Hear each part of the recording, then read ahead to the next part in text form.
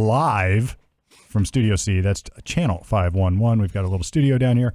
Common sense. What's the idea? Well, the idea is to bring you common sense with an Ohio-based perspective. And why, you would ask, do we care about Ohio-based? Because where Ohio goes, so goes the world. And believe me when I say that, because just go count the number of presidents from Ohio. Just go count how many elections were decided, or like when Ohio goes one way, it typically goes that way. I mean, we're the heartbeat of America. That's our slogan. Just ask DeWine. Who is the governor of Ohio, for those who don't even know who DeWine is. Right. Anyway, so we don't just cover Ohio news, but we do hit some Ohio stuff. And, as a lawyer, as a studier, or as a student of the U.S. Supreme Court, go Google how many cases that hit the U.S. Supreme Court came from Ohio, like some of the most significant cases in history. Brandenburg versus Ohio, good First Amendment case. Terry versus Ohio, reasonable suspicion and pat downs. I mean, just lots and lots. The list goes on. Berkmer versus McCarty talks about Moran. Anyway, I'm not going to bore you all. So check us out, commonsenseohioshow.com, where we've got our backlog of episodes, where we've got Norm's blog, we got Brett's blog, we got my big goose egg blog, meaning I haven't done anything yet, but one of these days I will. There is lots of good stuff there. Check us out on social media. We got the clips. We're doing what the kids do, Anyway. We are going to jump right into it. For those who haven't watched the show, we've got a format, and we're going to follow the format. This is October 4th. And anybody got to guess what happened on October 4th in 1957? No idea. 57. 57. 57. Wow. The Soviet Union converted an intercontinental ballistic missile to launch Sputnik 1. Basically starting the first, the gun, so to speak, of the space race. Yeah. Okay. Yeah. And think what that did for the human population. Think of the advancements. It's like it shows you. It's a little micro, maybe a little microcosm of what good healthy competition can do. So I'm not sure it was healthy. So let me give you my JD Vance look over the shoulder like he did in the debate. I'll do that to Steve now. I'll look at the camera and go. Mm-hmm. Like, oh my God. So like that. Or you're going to be like the Tim Conway. So that Sputnik thing scared of course it did. Out of Americans. Like, sure. And they could hear it, beep, beep, beep, is sending out a radio signal, and people were freaking out. Yeah, I they mean, were freaking but out. it basically kicked us in the backside. Yeah. And what was it? Less than 10 years later, or about 10 years later, we were on the moon. Yeah. That's fast track if you think about it. So like this is an amusing aside, but I went to the museum of the head of the Soviet Space Authority. It was in Zhytomyr, Ukraine. So when Ukraine was part of the Soviet Union, and it was fascinating. They basically copied the NASA space buggy, the little vehicle that drove around. They had one. They had a capsule that looked remarkably like the Apollo capsule. It was, and of course, their space shuttle was almost a direct copy of our space shuttle. They really went to town on us. And, it's kind of like that old B-29 story we talked about like 2 years ago, where Americans during World War II landed a B-29 in the Soviet Union, and it had bullet damage, and they'd put little tin can patches over the holes.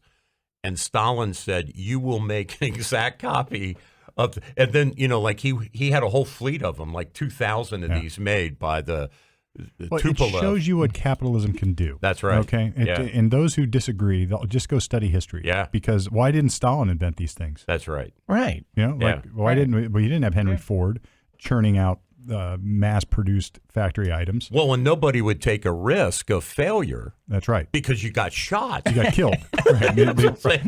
You suck. You die. Yeah, right. Yeah. But and those who, again, just to bring it back to Ohio just a little bit, if you travel north on I-75 and you stop in Auglaize County and veer to the west, you're going to find a small town called Wapakoneta.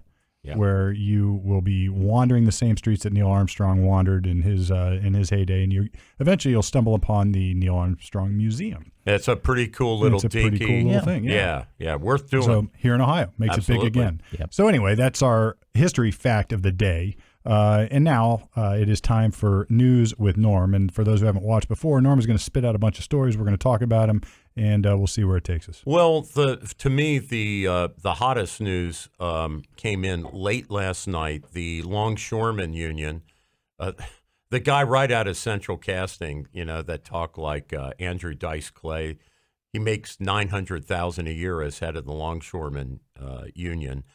Think about that for a second. I mean, that's absurd. I mean, think about that. I know. Yeah. I mean, that is almost $1 million. Is he part of the rich that aren't paying their share? Well, they say. Is that what Biden says? They say over the course of the last 10 years, he's been paid a total of $7 million by his union. And look, I'm not undercutting the value of his work. I don't know what he does day in and day Well, out. what he did that was egregious was he got on the tube. I don't know if you saw his press conferences, but he said things like, "We're shutting the country down. Like, pay us what we want or nothing moves. I have the power to shut you down." And literally said it like a mobster, Yeah. Wow. I mean, like I could give a crap about the people suffering from Hurricane Helene. I could give a crap about the auto workers who need these components to build cars. I could give a crap about farmers who need the chemicals. It sounds a little bit like extortion. Well, it's what happens when you have a monopolistic situation. Well, look, I have a love-hate relationship. A one-shop, Yeah. Yeah. I have a love-hate relationship with the unions. What I do detest is when the government puts the thumb on the scale one side or another. Yeah. That when Biden, like, why did it's like it whether the president supports a strike or doesn't, like when the government starts to tinker with this, and this goes all the way back to FDR did this with the auto manufacturers trying to negotiate, different wages, and it resulted like that was like the precursor to the Great Depression when that stuff was going on. So there are some situations. So during World War II, Truman forced, I believe it was the coal miners. It may have been the steel workers. No, it makes it big again in Ohio. Youngstown Sheet and Tube. And he forced them to go back to work. Yeah. He ordered them. So Ron DeSantis in Florida. I think that was the case. Yeah. So Ron DeSantis in Florida did something akin to that on this longshoreman strike, which was only 3 days. But he ordered the Florida National Guard to go to the ports and unload boats. There you go. Yeah, and there's always an answer, isn't there? There's always an answer. But that's government on the scale. But maybe pro. Well, look, like I said, I have a love-hate relationship with this, and the problem is, Helene devastated Florida. You have an emergency. Well, it's a national security thing. Yeah. This is the exception to my detestation of this. Is Just that saying. we're in the middle of an emergency. Right. Yeah. Now this is Reagan famously fired all the air traffic controllers when they went on strike. They violated their contract by doing it. They violated the contract, went on strike. Yeah. And I think Biden has the executive branch has some authority here to sort of to soften this. I think there's like a 90-day period or something. But at any rate. But he declined to do that. Biden did not You enter. wonder where he's going, right? Now, I think he finally came out and said he's supporting the union. Yes, he did. And I think Harris said there. But it just reeks of politics. Yeah, he said, "I will not interfere and call on them to settle, but I hope they do." And look, I like all And we all hope negotiations. that. Like all negotiations, I presume that there are valid points on both sides. Sure. I presume that there Here's are. the thing, Steve. What the longshoremen wanted, I don't know yet, okay? But what they wanted, they were offered a 50% raise over the next, I think, 5 years. So basically 10% a year, whatever. Mm-hmm.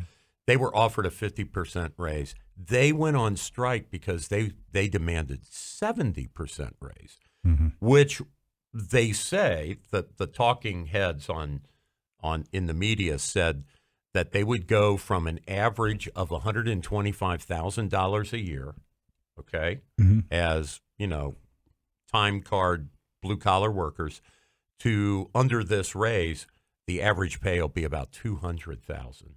Yeah. Now, dude, I'm just saying, for a non-college degree job, well, I'm like I don't care about that. I want to join that union. Man. I don't care about the college degree, non-college degree, because I think it is sort of nonsensical that we ascribe higher wages to those who went to college. But I'm not saying that at all. I'm just saying, like, you can get out of high school, become a longshoreman, and make $200,000. I think that's true in a lot of the trades right now. I think that's true in plumbing. Steve, I think it's true in electric. It's because it's a monopoly, and also that contract is going to one of their big issues was no modernization, no robotizing. And that's the problem. Like, so that's the problem. It's a monopoly. That is the problem. So look, I mean, like I said, I think unions are valid, and I hate them sometimes, and I love them other times. You know, it's like I have a love-hate relationship with them about this. But they're saying our U.S. ports are the only ports in a developed country that are now there's no automation. The automation thing is such a it's I guess back to our discussion on capitalism, right? It's like we can't envision what it would look like, where it goes after these people, or after it's automated. Where do these people go? Well, we do know that. So the UAW works in factories where there are a shit ton of automated robots doing the welding, putting on the parts, and it has reduced the number of union workers in those factories. Yeah. And that's been going on for 40 years. What I mean in the big picture, it's like we can't picture what's going to happen to all those employees, all those union members, all those workers. Where do they go next? I don't know.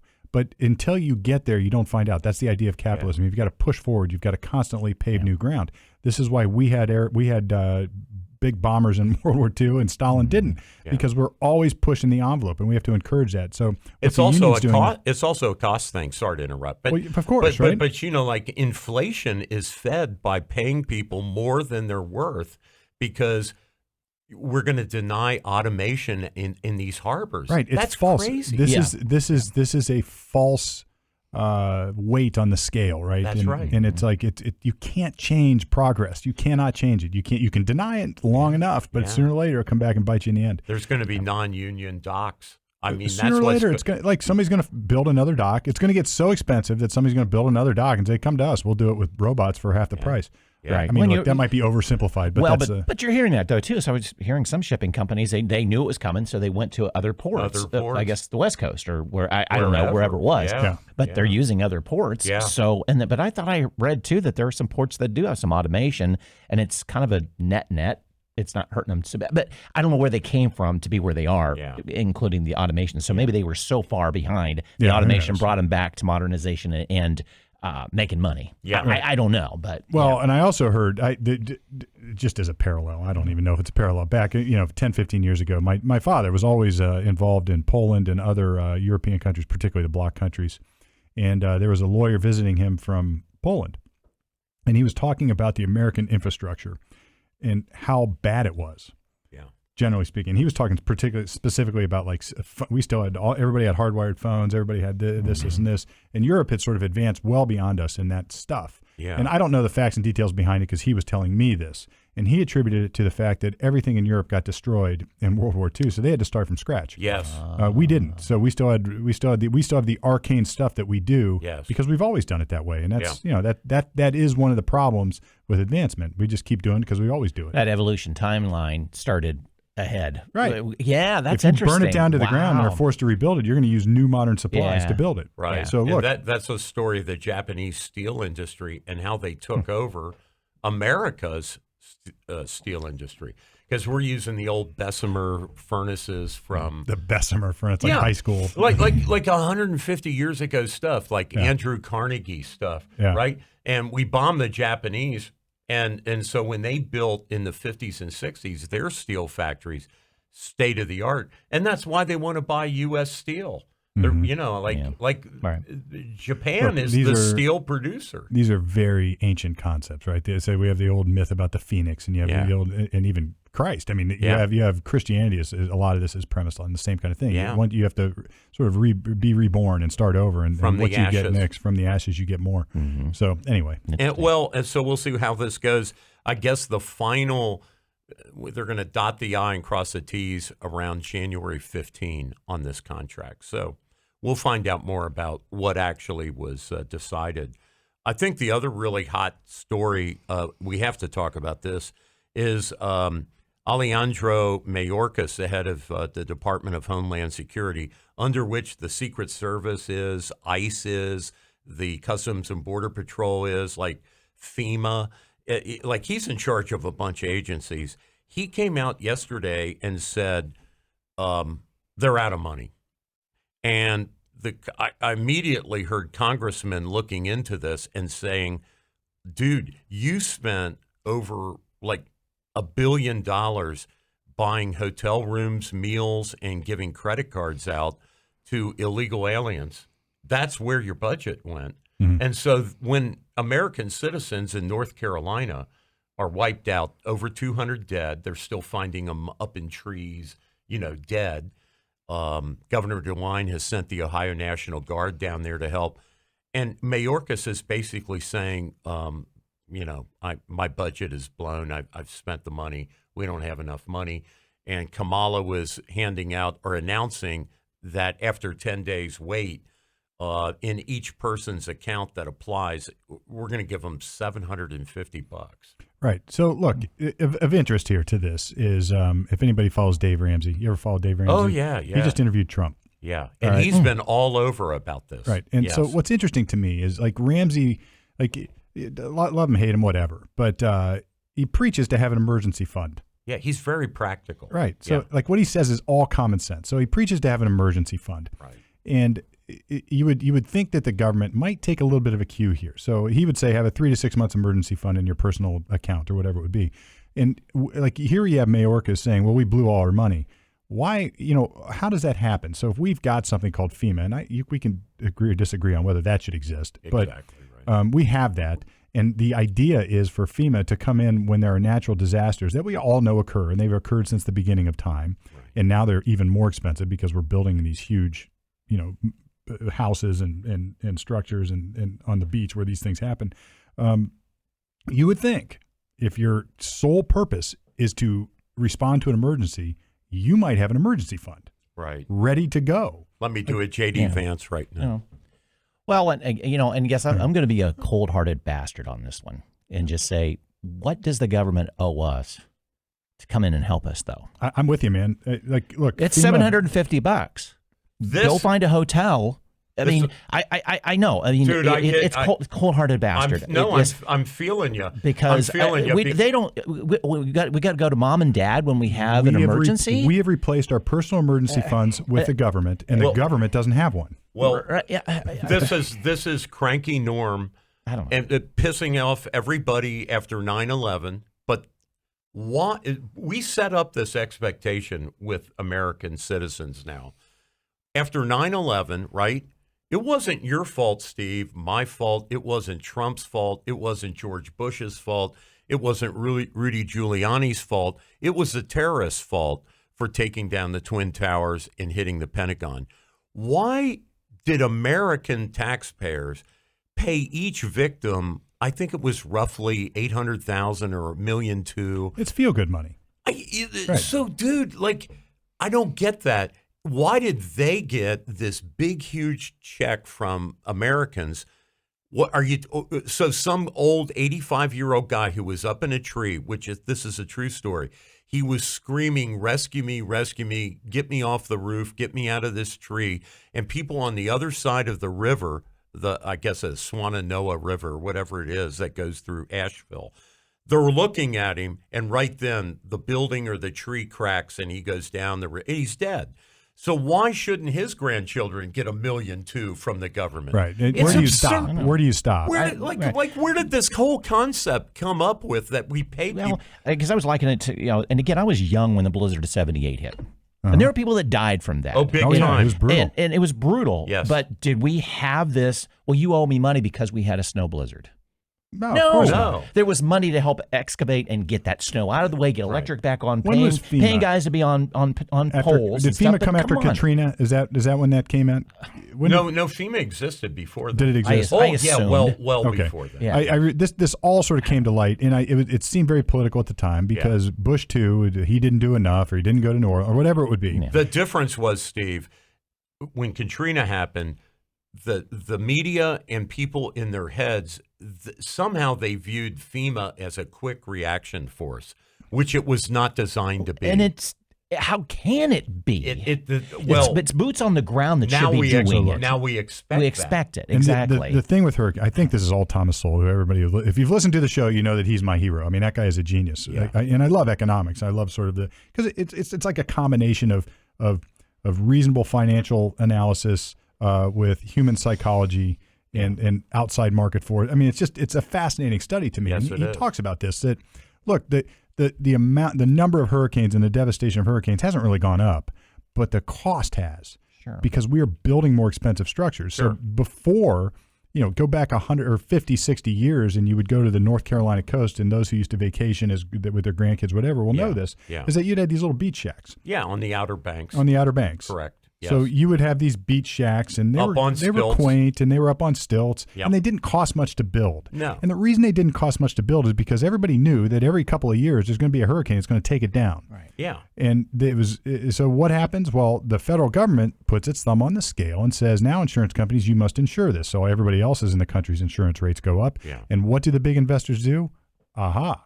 I can go build a 3-story house with an elevator and start selling $15,000 a week vacations down there. Right. And it's insured. Right. And guess what? The insurance companies have to insure it because the government says so. Well, FEMA backs it up, right? And FEMA backs it up. So they have no risk. The investors, and I don't blame the investors. Look, this is the human side of it. We are going to do what we do as humans. I see an angle. I'm going to go make money. Sure. I'm going to be an enterprising entrepreneur about it. Right. And the government's going to pay for it and force insurance companies to pay for my loss. I'm on. I'm in it. I'm in, man. So now we have a situation where insurance companies have no-buy states. You can't buy in certain states. They're not going to sell it to you. They've left those markets. They've left the markets. Yeah, exactly. And now your only choice is FEMA. Like, so you can. So I have a home that part of my land is in a flood zone here in Ohio. And if I have structures in that flood zone, the only insurance I can buy, my insurance company will set me up with FEMA insurance. And FEMA like FEMA doesn't have any money. Yeah, apparently. Right. So it's they're out for this budget year. Yeah, right. So they don't have any money. So you can go make a claim, but you imagine that you pay for insurance and they can't pay it. So Steve, imagine you're in Asheville, North Carolina right now. Kamala flies in, says we're going to give you a $750 check. You don't have any power. You don't have any water. You don't have a way to flush your toilets unless you go down to the creek with a bucket and come back to the house. Like you're living like a prehistoric person.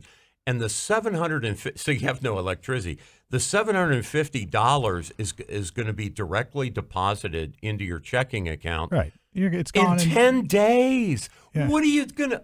You got to live for a week and a half till it. This is like the COVID money. Remember that? It's like you're going to get like X dollar, and I'm like, it does nothing. It does. You shut down my business, and you're giving me a couple $1,000. Like, screw you, people. Yeah. Well, and I'm going to go back a little bit because I was coming off as a cold-hearted bastard there. I mean, we need to help them. Everybody watches the show. Right. We all know. Brett's the meanest guy here. But it's just I'm just thinking about that. Another Vance. Yeah.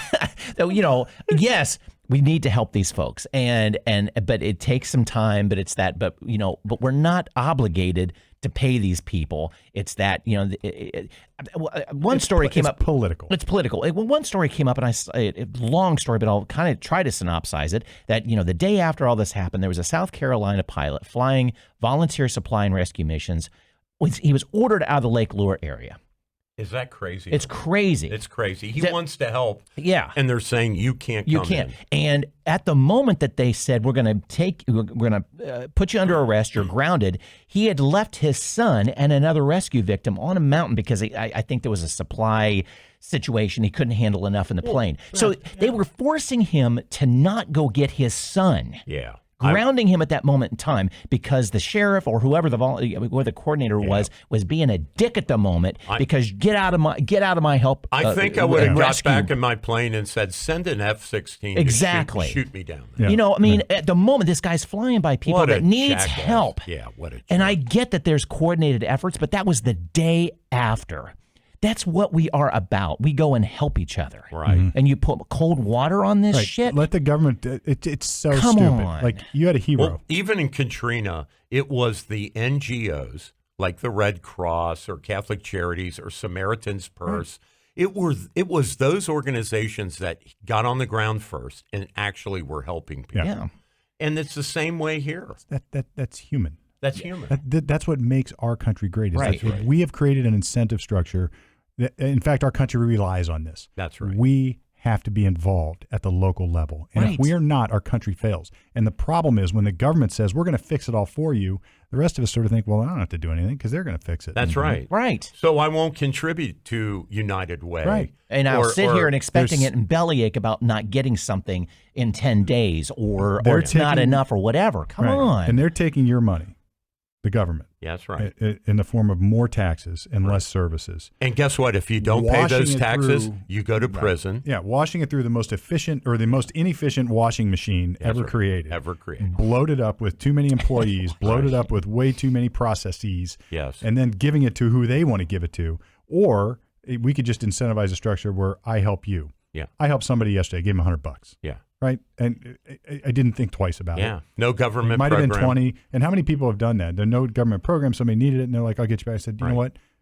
If you can, no worries. The basket at church. Yeah. This weekend, when they pass a basket around, there'll be a second basket for the victims. For the victims, yes. You know that. And then the church members will get in their wallet and pull it out, and they'll leave money there. Now, no overhead, if 100%. FEMA is paying for everything, why would you do that? Yeah.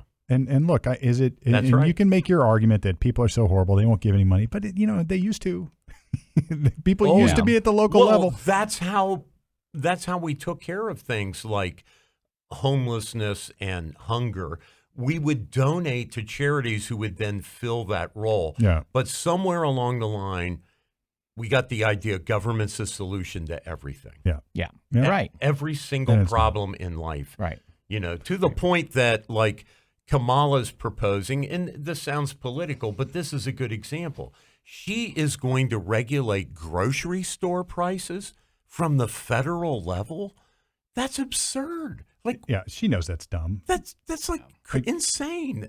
Where is that in the Constitution? Right. I mean, they're already regulating the pricing by not allowing large corporations, Kroger, for example, to buy other grocery store chains. That's right. They're already controlling that, and maybe good, maybe bad. I don't know. The devil's in the details. Yeah, right. Yes, you don't want one grocery store. Well, there you go. Stupid. Come on. We're right back to monopoly. Exactly. It's like the longshoreman.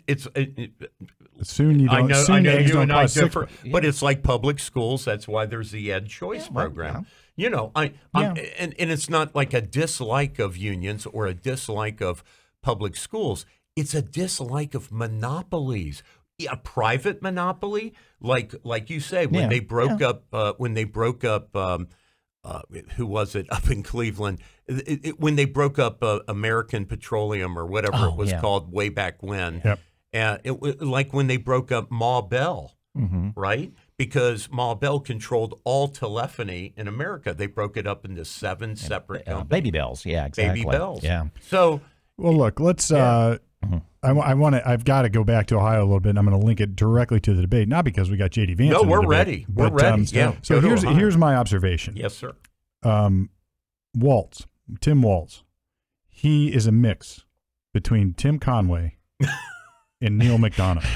Look, I see the images. You're right. So, dude, if you combine these two, funny. So, dude, if you combine these two, you've got. Let me throw some DNA Tim in there Waltz. because and Conway's from Ohio, Willoughby, Ohio. Steve, there you go. Steve, 2 weeks ago you said Ed Asner. Yeah, I've changed my mind. Okay, it dawned on me when I was watching that debate. I was like, man, he looks like Tim Conway, but his eyes are blue. So you got to combine him with Neil McDonough, and you've got Tim Waltz. I thought maybe it was the knucklehead comment that sent you to Tim Conway. No, well, look, it's almost an insult to Tim Conway because the man was a comedic genius. Oh yeah, for sure. From Ohio. Sure, yeah. Did I say he was from Ohio? Yeah, he's from Ohio. He is. What was shocking about that debate to me was Tim Waltz's total lack of a grasp of federalism.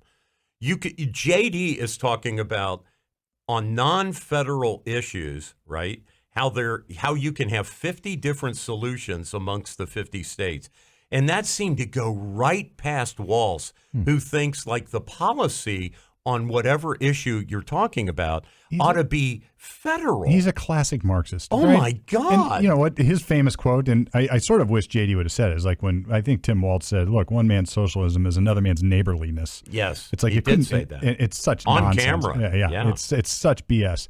So he thinks that the government can fix it. He's one of these guys that thinks he's got the ability to fix it. Just give me the power, would you please? I'll get it fixed up for you. The other thing about that debate, and this blew me away. So I did a whole blog on this, people. So go check us out on Twitter, Facebook, or our website. I put this blog out there on all three platforms. Walz accused Trump of having a list of people that, for political reasons, he wants to send to prison.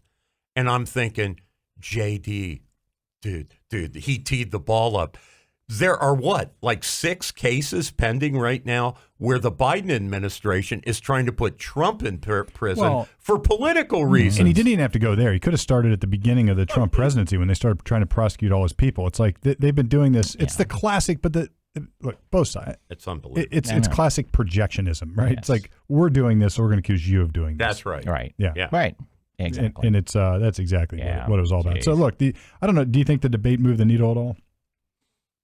I don't know. I think do VP debates move it?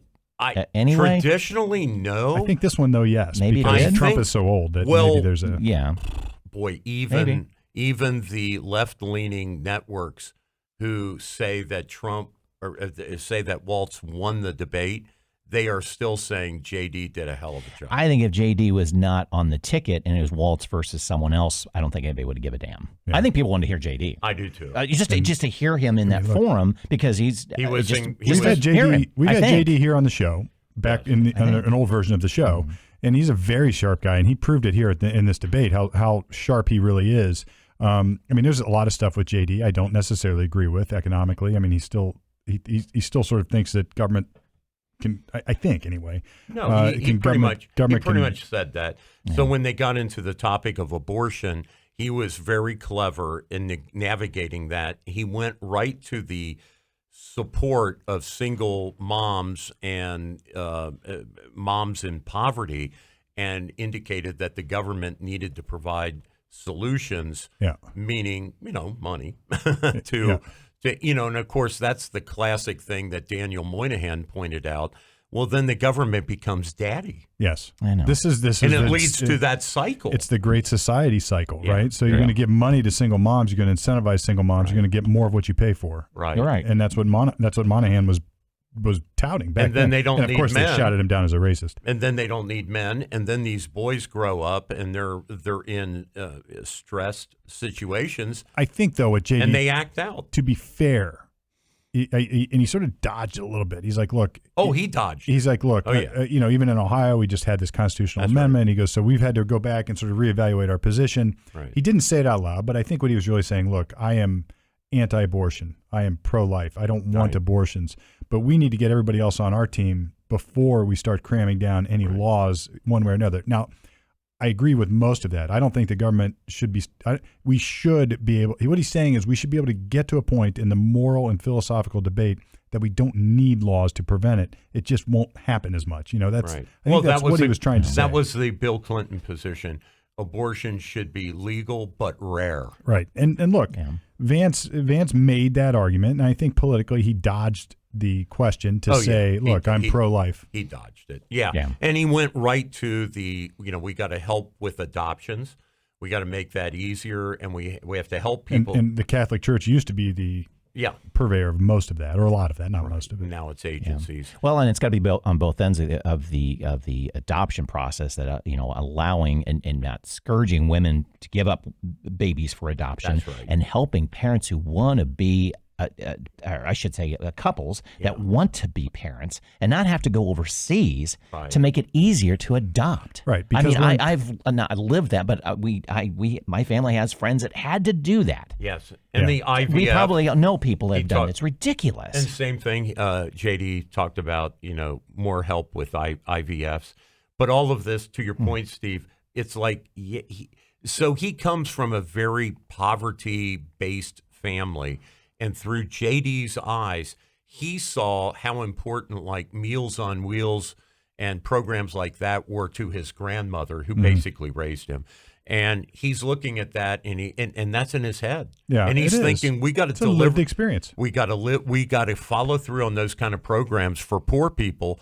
And I think that's why he, like Bob Dole and a lot of mainstream, Republican philosophers, view, at least for the people that are at the bottom of the income scale, government ought to have all these programs. And I would rather see it be non-government agencies myself. Well, because there's tons of examples of great nonprofit agencies that are doing great work. They're doing great. Look, I was adopted, right? 1970. I was adopted. In today's day and age, I would think I wouldn't exist. Oh, man. Isn't it? It's like... and that is so tragic. Yeah. That, we may be... It is completely reversed. We may be losing babies that would cure cancer. We don't know all these millions of babies, what they would grow up and do. Yeah. It's unbelievable. What is the saying of, someone praying to God, to Jesus, or praying to their God, whatever. It's like, send us an answer. It's like, I did, and you aborted them. Yes. I did. Right. That's powerful. It is. If you think about it, it's like, okay, yeah. And I don't know. So my outrage of the week, I'm going to skip forward because we're on the abortion topic briefly. Well, you got to hold off your. We're going to do the wonderfully outrageous segment when we always do. I'll find another outrage. All right. But Melania Trump's brand new book that just came out this week I saw this. Includes her belief. No, she's Catholic. She loves the Pope. All of these things in her background that are in that book. And yet, conflicting with that, in my opinion, she is pro-choice. And I'm like, and I heard her speak about this. She said, women need to be in full control of their bodies. And what I can't understand, because she's obviously a brilliant, smart lady, and there's a lot of ladies like this who say that. And what I don't understand is why they don't view, like you almost think if they were carrying puppies or something that was cute, another JD thing, right? But like, why is it that they don't view that baby, that viable baby inside them as that has rights? It has a body. It has humanity. It's not a kangaroo. It's not a cantaloupe. It's, it's a human being.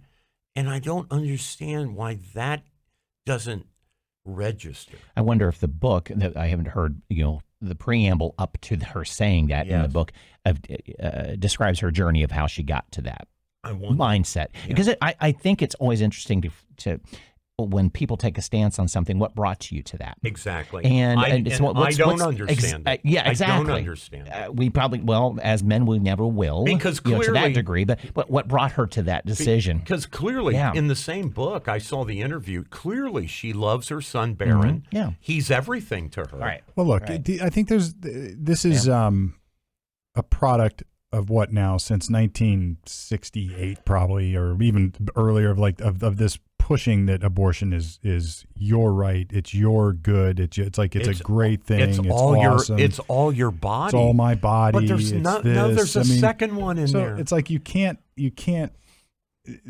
There's been two generations now of people that have been told this. Yes, and it's hard to argue. They believe it because they believe it, and it's like I don't agree with it at all. I think it's insane. I think there will be a time when we look back on this, at this era, history will look back and say, and they killed all these kids. They killed all these babies. Yeah. It's like it'll coincide, I suspect, with a decline of Western civilization in some way. Yeah. And the history will treat it that way. It'll be like, can you imagine? No, I can't. Yeah. I think that's how they'll be asking. Can you imagine that they thought it was a good thing to kill all their babies? There's this charity that Glenn Beck constantly promotes, and I think now Clay and Buck Show promote this. You guys probably heard of this. It's a charity where you donate, and what it does is it gives a sonogram appointment. Oh yeah. I forget the name of the charity, but it exists. To a pregnant young woman, married, not married, doesn't matter. If she wants, she can get a free sonogram or whatever they call that. And they say that when the mother hears the beating heart of her baby inside of her, like that is. It almost always changes, right? And almost like 90% of them leave and because don't they're get told an abortion. It's a clump of cells. Yeah. They're told it's just matter. Yes. That doesn't matter. Yeah. It's like that's what they're told. Yeah. And but when they see the shape from that ultrasound and they hear the baby's heart, anybody who has experienced that changes it. and you're not moved, then you're not human. I experienced it with my kids. I got to see that. You see it's jaw dropping. You see toes. And it gives me tingles even talking about it. It is so incredible. Yeah. And I've always said, if you don't think that that's a baby, just ask any woman who had a miscarriage whether that was a baby or not. Right. And I regret not. At that time we'd had the technology of just recording that little heartbeat. Isn't it insane? I just like, God, you wish you had that? I know. It's like, we could have, because you could bring home at that time. They had the mobile. But it blows you away. You show up and you're shell shocked, and this has happened. They got the little thing. It's crazy. Looking back, that would have been so cool, because the kids would have been. That was my heart then. That sort of thing. But anyway, yeah. Well, look, we got one more big bit of Ohio news we should talk about. Charlie Hustle. Norm, I know this hit you right in the heart. Pete Rose, I think maybe the greatest baseball player of all time. All-arounder. All-arounder greatest. Fielder. Exactly. He was a manager for a while. What he was did, a base runner. Right. Stole a ton of bases. What he did with and for other players as well. Because Mike Schmidt would say when he came to the Phillies that Mike was a better player because Pete was there for a few years. Wow. So he did that in the clubhouse. Yeah. This is, I've thought a lot about this. And look, I was a kid. I grew up on the Big Red Machine. I could probably name all the players in the 75, 76 teams. But, everybody can do that. But what I started to think about more was how human Pete Rose really is. Right. And you've got both sides of Pete Rose, the part that you're talking about, which is directly correlated to the part that's bad. It's like he pushed and pushed and pushed and succeeded in baseball for his own egotistical needs. You can almost call it narcissistic. But that's what pushes success as humans. And then we have the other side that you have to balance. You have to say you got this other side of evil. We all have it in us in some way, shape, or form. And there's the old saying, it's like, well, which one succeeds? And it's the one that you feed. I heard that this week. I heard somebody, I think it was Clavin, said that. Yeah. It's like the one that you feed is the one that succeeds. Yeah, the white wolf, black wolf. Yeah, and which one is it? The one that you feed. Yep. And Pete was flawed in a lot of ways. Oh, sure. But he was successful in a lot of ways. Yeah. And you can be both. Yeah. And there's redemption in that. And this is where we as a society, as the woke society, we have eliminated the ability for humans to be both good and bad, which is to say we are denying human reality. Right. Well, and if you look at the Hall of Fame, so you go to Cooperstown, and if you walk in there and you tell me that any of those guys are angels, oh, come on. Of course you're not, lying. right? Look, and so to me, it's time now. Pete's gone. Let's get him in the Hall of Fame. Pete got caught. Get him in there. You can put an asterisk on his plaque or whatever you want to do. But that dude deserves it, because it's going to bring back a lot of baseball fans of our era back into it, because we've been disenfranchised. I think with baseball, and I think it would bring me back to say it's a boys' club. Well, let him back in. Get him in there. The reality of Pete being not denied access to the Hall of Fame is a reflection of the same ego on the other side. Yeah, of course. It's an egotistical decision. They it's made not that a reality decision. They made that choice on lifetime ban at that 11th hour. Yeah, done and done. I hate you, Pete. So you're never getting in. And there's nothing you can do about it. You're going to have to die before you get in. It's a boys' club. They can change the rules. Let him in for the fans. For the fans. It detracts from the value and the legitimacy of the Hall of Fame. Exactly. Guys, exactly. I have nothing to add. You guys have said it all. It's ridiculous. That basically was my blog about this is, his desire to win was so strong and so mainstream American. The idea that whatever you do, whether it's throwing horseshoes, mopping a floor, serving burgers at McDonald's, whatever you do, Pete Rose would do it as best as he could. And try to beat you. That's right. Exactly. Every single time. That's right. So who do you want on the battlefield with you? Honestly, right. Yeah. Exactly. Do you want Tim Waltz or do you want Pete Rose? Well, he shirked his duty, Tim Waltz. Right. He I'm not getting into it, but do you want these passive sort of... But when it came time to deploy, he weaseled out. And he was who do you want? That's right. Yeah. Do you want Patton? Yeah. or do you want Tim Waltz? Right. Who do you want on the bat? You want somebody who wants to win, damn it, and I don't care why they want to win. Well, and has heart. That has heart and is a team soul, and is care. a team player. Yeah. So Pete would lay down a bunt. For Pete, people don't understand. A bunt or a sacrificial fly to get a run in, yes, is helping your team at your own loss. So Pete winning to him meant his team had to win. That's right. Right. And like you said, Brett, he made everybody better with competition. That's right. So look, let's get cheesy for a second. Go watch the movie Rudy, where you've got the scrub player going like he's like what they call the scrimmage hero. He's going like full speed against the big guys, and he's like, look, I'm here to make you better. I'm nothing, but I'm here to make you better as a team. This is why I'm here. Right. Now Pete was both. I mean, he did both at his role. Yes. And he made everybody better. So look, if you deny any human access, or if you say that person is not worthy of anything at all, and you basically cancel them for these tendencies, then you've canceled the best people in the world. Right. Mm-hmm. Do you think our best generals, like you said, are all good? Yeah. And shame on anybody who says that they are, right? Because this is, I always say, the wokeness is like the social equivalent of an ex post facto law. It's like you are judging people by your own perceived morality, which doesn't even exist anyway. So I was at Riverfront Stadium that week, not at the game where Ty Cobb had 41-91. What Ty Cobb did, right. And Pete. I think I was at the game where Pete equaled Ty Cobb's record, 41-91. But he didn't exceed it. He did that in the next game, and I wasn't there. But I was there that week, and it was really something to be in that stadium because everybody anticipated maybe I'll get to see this record broken. And you were talking about imperfect people in Cooperstown. So Ty Cobb would try to cleat other players. He was a notorious prick. Right. He was a nasty guy. Yeah. He used the N-word about the Negro baseball leagues and how that was not legitimate because they weren't in baseball when Ty Cobb was, and he wanted to keep the N-word people out.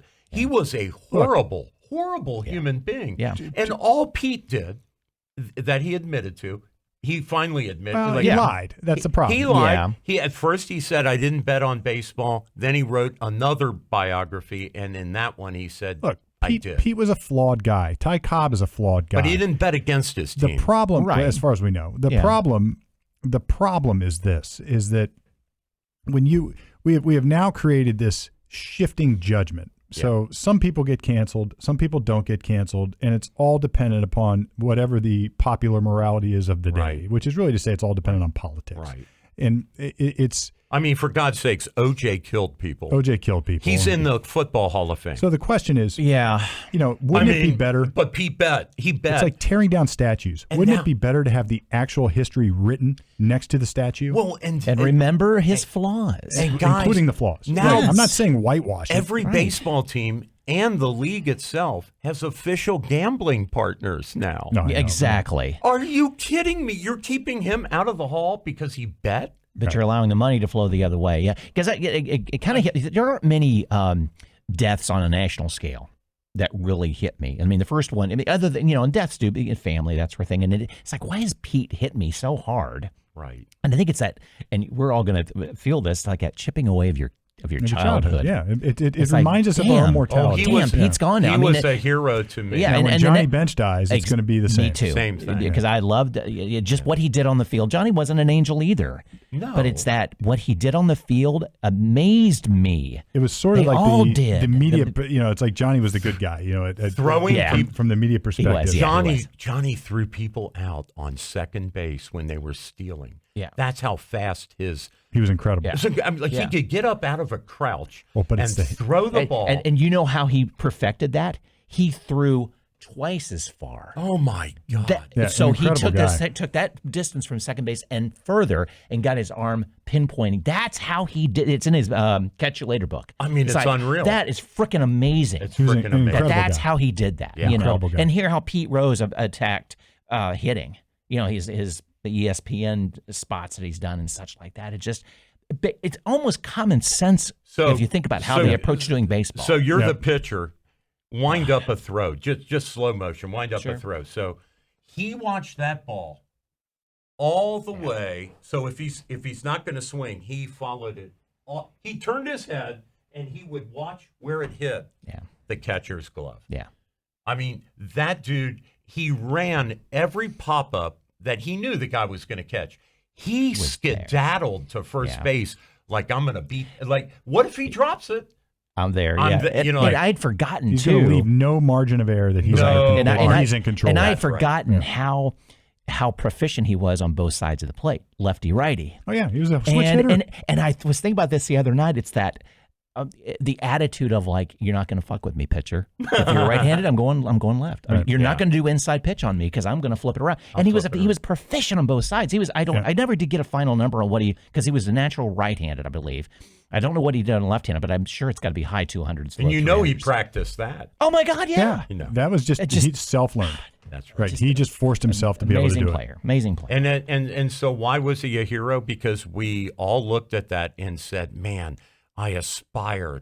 What in some way, you being a lawyer, you being a businessman, that hustle. You look at that and go, and I want a little of that in my character. Yeah. I'm going to copy that guy's character. I want dirt all over my front, and I want that. Right. Yeah. And instead, we are idolizing almost the opposite in this day and age. Like we really are. Right. Yeah. Like good for everybody and blah blah blah blah blah. Trophies for everybody. And, and even gangsters, like young people love this whole gangster thing, and you're like, really, the OG? That's your hero? Not like.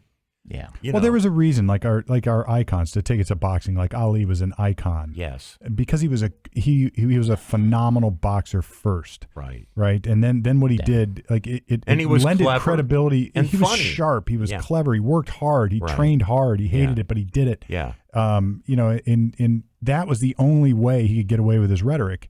And then it lended credibility to his political positions, whether you agreed or didn't agree. That's but right. It like if he would have been a stooge who didn't work hard and it didn't win in the ring, this had no value whatsoever. So look, those character qualities can be used for good, they can be used for bad, but almost always you need them if you're going to be an excellent person. Yeah. That's right.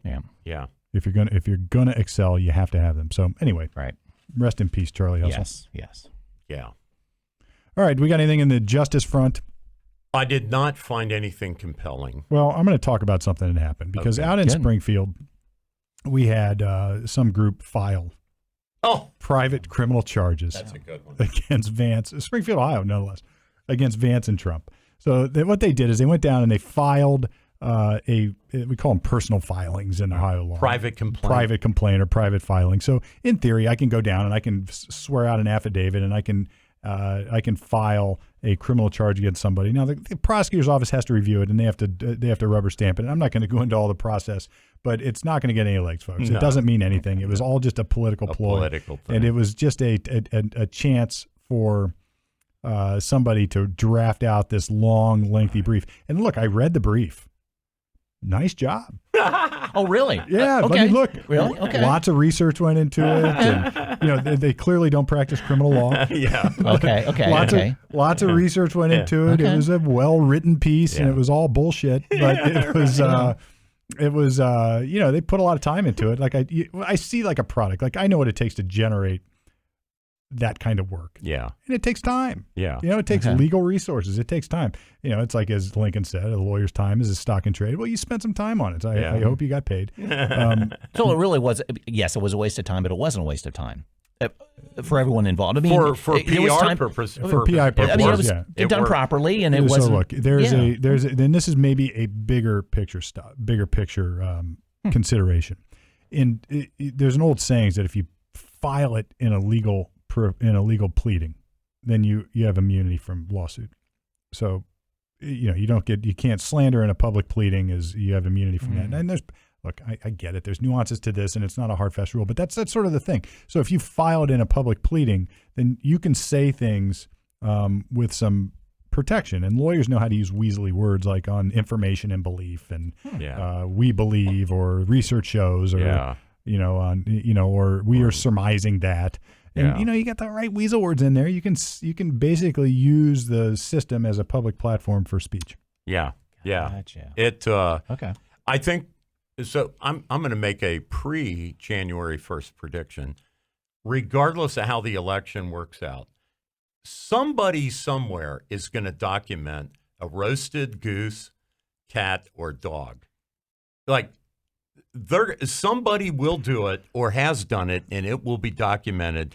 And at some point, it'll come out that the report to JD Vance from whoever the person was in Springfield will be verified at some point. Yeah. That's my prediction. They will eventually find a Haitian who will go on camera and say, yeah, I found the stray cat. I cooked it, ate it, which is legal, by the way, in Canada. I don't know if you guys know that. You can eat cats in Canada? You can eat cats and dogs in Canada. It's legal. Whatever. Right? Whatever, right. I mean, and people eat geese all the time. I mean, like, it tastes like crap. I love to hunt. Yeah. And Christmas goose. Waterfowl hunting. Waterfowl hunting. It's like a live action video game, man. It is so much fun. Calling in birds and watching the ducks come and watching them fly. Geese are horrible. I cannot stand eating geese. I have to turn them into jerky. Yeah. Yeah. Okay. Right. Because it's like, they're just nasty things. Well, let's go around and do outrages and wonderfulness. So we've got our wonderful outrageousness or outrageously wonderful segment. Now, what we do here is we talk about something wonderful that happened during the week that we all are happy about. Let's end on that. Let's end on the wonderful. Let's do the outrages first. Why don't you start? Because I already did Melania. Look, I think what was outrageous, and I thought it really combines with my wonderfulness too, because I'll have a different one, I think. But after all the blowback of the live fact checking of the Trump-Harris debate, after all the criticism on both sides, really, even the Dems were saying, they went too far in the Trump-Harris debate to fact check and Trump, and they even admitted some of the fact checking was wrong. Then we have the Vance and Walz debate, and they promised no fact checking, and then they tried to do it anyway. Look, there's probably more outrageous things that are happening, but it's like it was so painfully, obviously, outrageous to me that they did it. So Norah O'Donnell's statement after they concluded that debate about climate change, she then did a one-sentence summation of what she says is the reality. Well, most scientists say that climate change is the real. Consensus. The consensus. And I'm like, what? Are you Wikipedia now? Like, it's just outrageous. Look, outrageous. We decided, or as an American, the Americans get to decide the president. We get to vote. Yeah. And part and parcel with that, we have this powerful resource out there called the media. The media is supposed to give us information in real time now. Like we can have information, boom, I just saw on my phone that the strike, they've got a deal for the strike. So we're getting information in real time. Right. And it's a resource that we have. And what they have done with it is tainted it.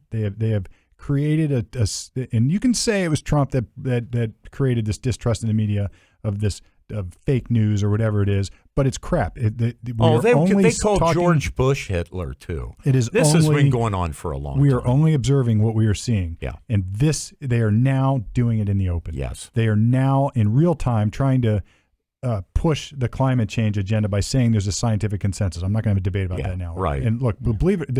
All I know is that there's a disagreement on both sides. That's right. And now at the same time, they're saying these Haitians were actually here lawfully, and then they won't even let Vance fix it. And besides that, Steve, when she says consensus, at one time on planet Earth, the consensus amongst scientists was the Earth was flat. Look, I wrote a blog on this. And the sun rotated around the Earth. Sure. So the whole point of science is to question everything. It's all up in the air at all times. You state a premise. That is the science way. The scientific method, you state a premise, and you do everything you can to disprove it. Yes. Not prove it, but disprove it. And you don't suppress those who are opposing your theory. How many times do you have to prove that the Earth is round? I say as many times as somebody asks. Exactly right. You should have proof, and I can't remember the biblical scripture, but you should have proof of your belief. You don't suppress speech by saying, hey, we have a consensus on that. Shut up. You don't get to question anything. Be quiet. We already have a consensus. And in that darkness, that is where the conspiracy theories and the dangerous ones, even the dangerous ideology, starts to grow. The mold grows in the darkness. You really agitated me here, Steve.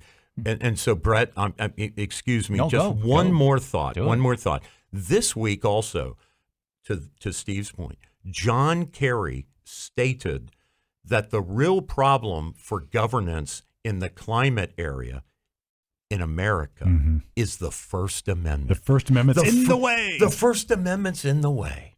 Holy God, he could have been president. He says that? I'm John Kerry, and I don't believe in free speech. Wow. That's what he says. He says the First Amendment is a big impediment to us doing what we need to do to stop disinformation about things like climate change or whatever it would be.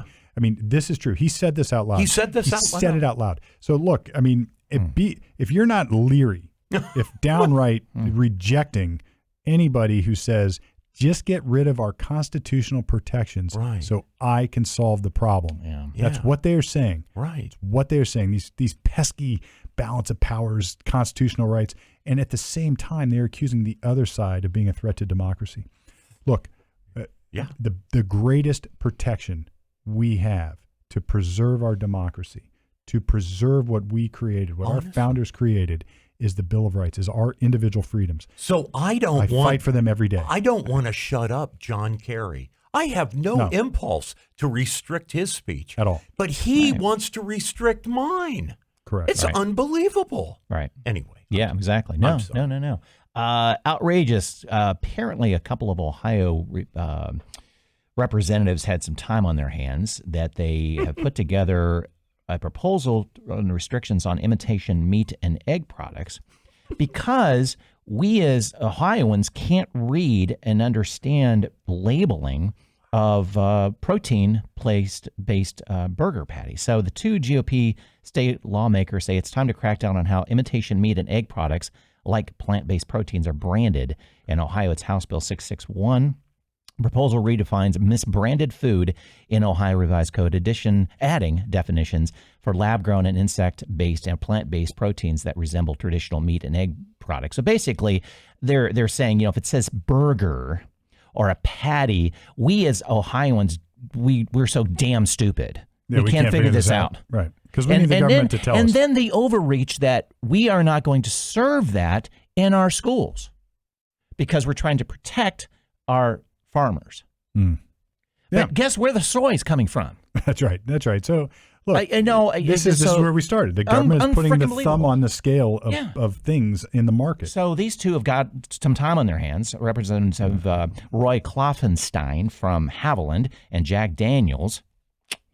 So you're saying basically it's duplicative. Yeah. There's already labeling that discloses and we're too stupid to understand it. Too damn stupid. So this brand that they have a picture of, and it's an example, Incognito from Morningstar, 100% plant protein burger patties. What else do you need? So they can't, we can't say patty anymore.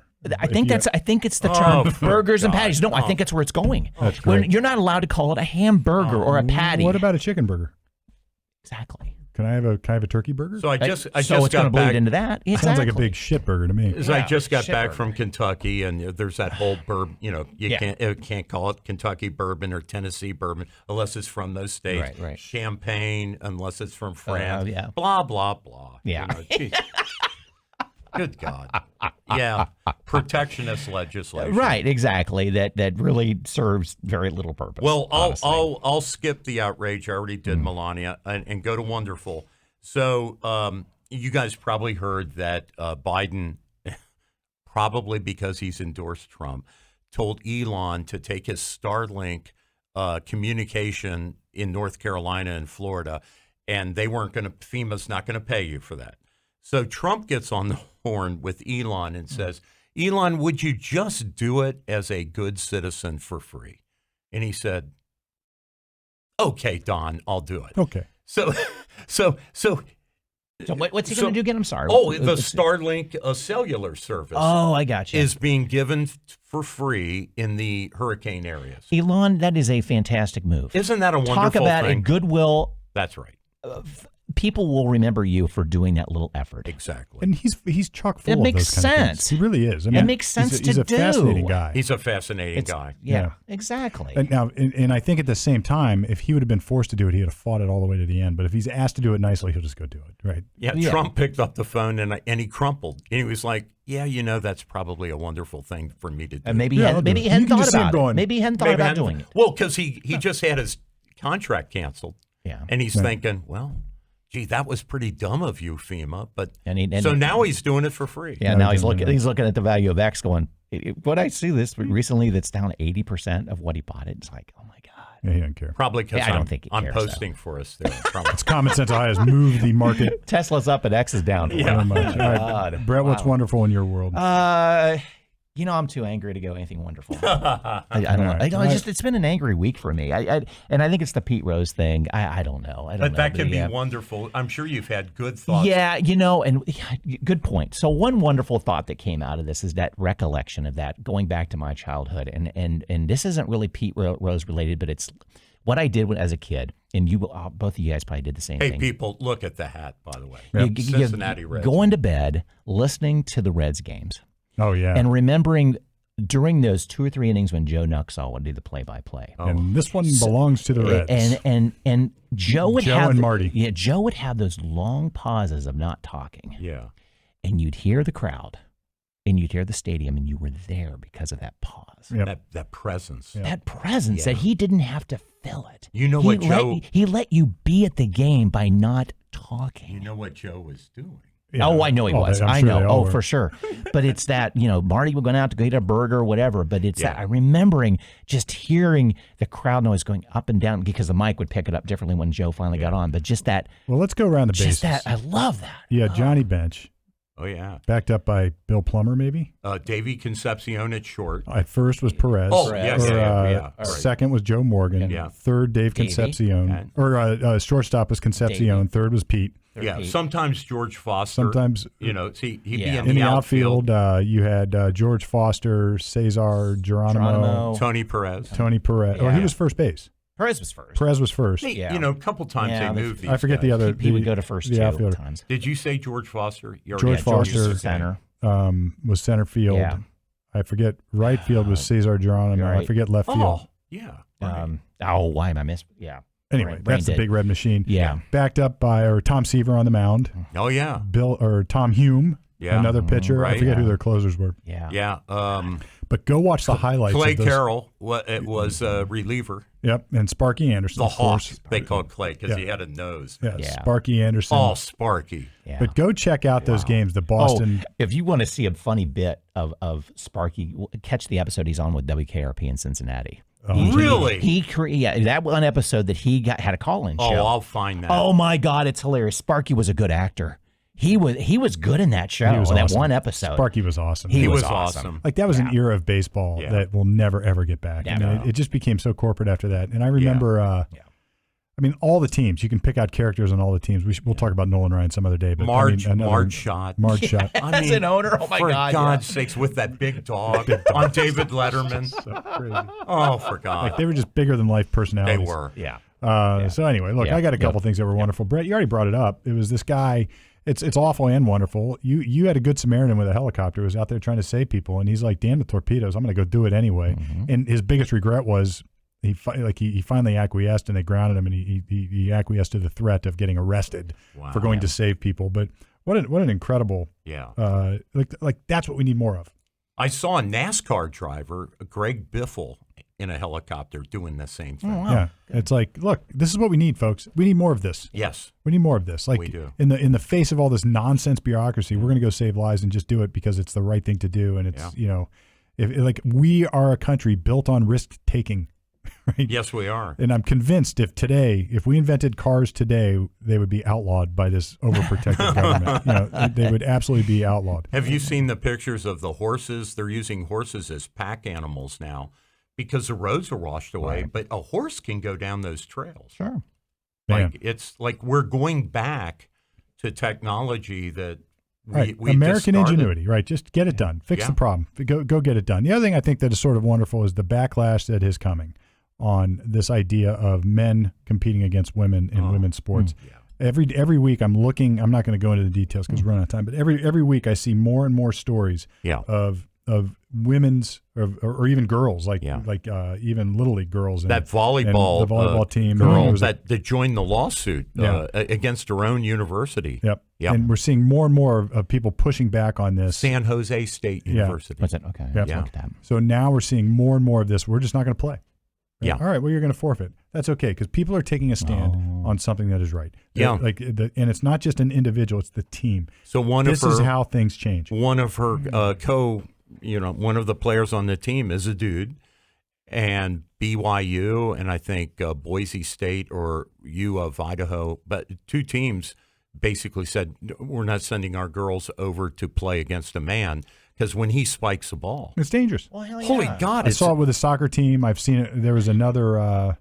I forget the others. It must have been another volleyball team, but it wasn't just that one. So, more and more, this is happening. So, hats off. This is how things change. You have to fight the culture at the cultural level. That's right. That's what has to happen because it's wrong. And it's also that legal question of standing. She is on the team with the dude. She definitely has standing. Yeah, so that's an interesting question. That's a legal debate, or that's a legal discussion to go down. Like, what is standing means that I have something is affecting me. The law is affecting me. The conduct's affecting me. Well, so they're much forcing her to room with the guy. that I have enough at stake where I can bring a lawsuit. Yeah. So it's like you as a taxpayer couldn't sue these people because that's not enough. No. Taxpayer standing doesn't exist. Our Supreme Court laid it to rest. You have to have a personal stake in the outcome.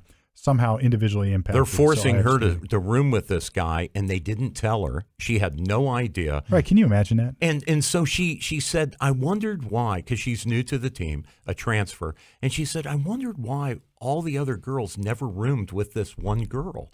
And she was assigned to me for like the last 2 months, solid, every road trip. Yeah, well, she's like, nobody ever told me it's a dude in the bedroom with me. Yeah, and I would think there'd be some standing as well too. That if you're on the team with the guy and you're playing these teams that are just basically saying we're not going to play you, we'll forfeit the game. Yeah, you can't accumulate stats. No. Yeah, no, right. So I would think even more so. Too. Yeah, even more so. So if I'm on a team and nobody's playing against me, like I'm here at college getting a scholarship. Yeah. So I can go enjoy my sport, so I can play my sport. Now, look, you could ratchet it up even more if it's a sport that could go pro later, and you're not. Yeah, or Olympics, which women's volleyball now is. Right. It's getting some spotlight for pros. It is. There's the potential of it earning income beyond college. So they're standing right there. So this will change the market. This will the market will move this. This is like everybody hates the legal system. I love it. It is the most inefficient yet effective means of making changes because I got into law for this reason. As society goes, so does the legal system. Sometimes one's leading the other, or sometimes the other's following behind. Yeah. But it's sort of a mirror. It's a mirror image of what's going on. Yeah. Dred Scott was a nightmare decision, but then it was overturned. Yes. Why? Because it was in writing in a way that they did their best to justify it, best to rationalize it, and only then can you make an argument against it. Yeah. Right. But if you suppress all that, you're old, arguing into old the ether. Jed, old Dred. Dred's just property, and then you read that in writing, and you go, "He's property. Yeah, he's a human being." Yeah. So anyway, cool. Look, we're going to wrap it up with that. Common Sense Ohio, where you can check us out at commonsenseohioshow.com. We're coming at you live now. How awesome is that? So I'm sure we've got millions of viewers across the globe. If not, we will next week. I love everybody, by the way. And Norm still loves everybody. Even those I vociferously disagree with. He says something different once the camera goes off. No, I don't. So anyway, all right. Look, we are Common Sense Ohio. Check us out, commonsenseohioshow.com. Coming at you right from the middle each and every week, at least until now.